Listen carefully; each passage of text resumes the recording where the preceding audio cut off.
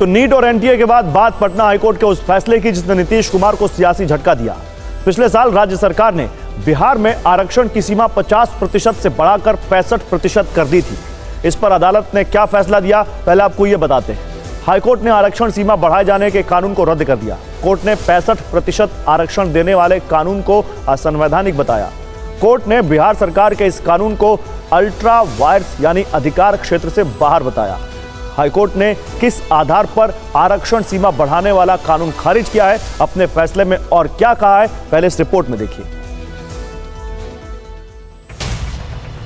Patna high court ने बिहार सरकार के आरक्षण सीमा बढ़ाए जाने के फैसले को आज खारिज कर दिया।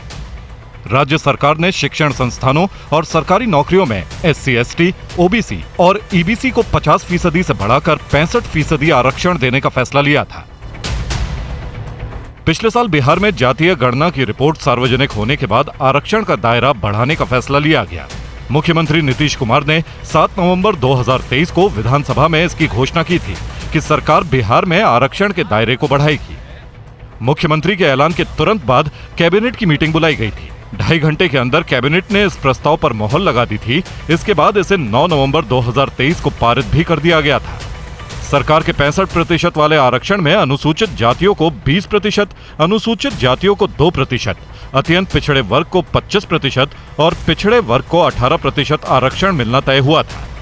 इसके अलावा आर्थिक रूप से पिछड़े स्वर्णों को मिलने वाले 10% आरक्षण को जोड़ दें तो आरक्षण 75% तक पहुंच गया था।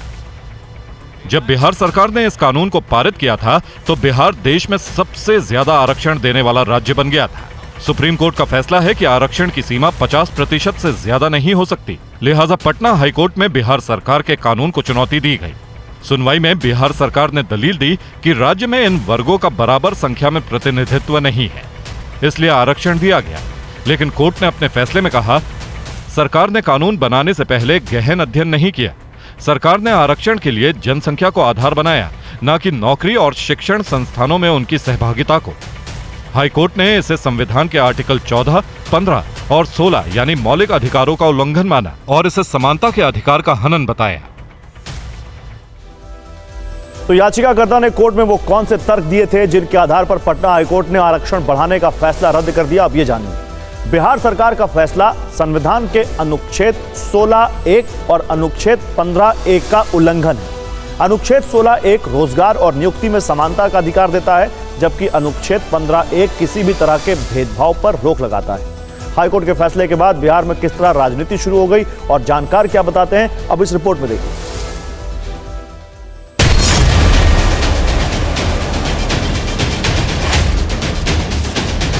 देखिए, हर चीज़ का एक दायरा होता है और जिस तरीके से बिहार सरकार में बैठे हुए नेताओं ने अपने फायदे के लिए, जातीय उन्माद को बढ़ाने के लिए, धार्मिक उन्माद को बढ़ाने के लिए जातीय जनगणना इन्होंने कराया और उसी अनुसार पे वो फर्जी जो आंकड़ा था उसके आधार पे इन्होंने सभी को आरक्षण दिया।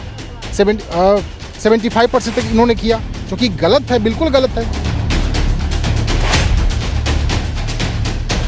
बिहार में पिछड़ों का, अति पिछड़ों का, दलितों का, आदिवासियों का आरक्षण बढ़ना चाहिए और बिहार में सबको आरक्षण।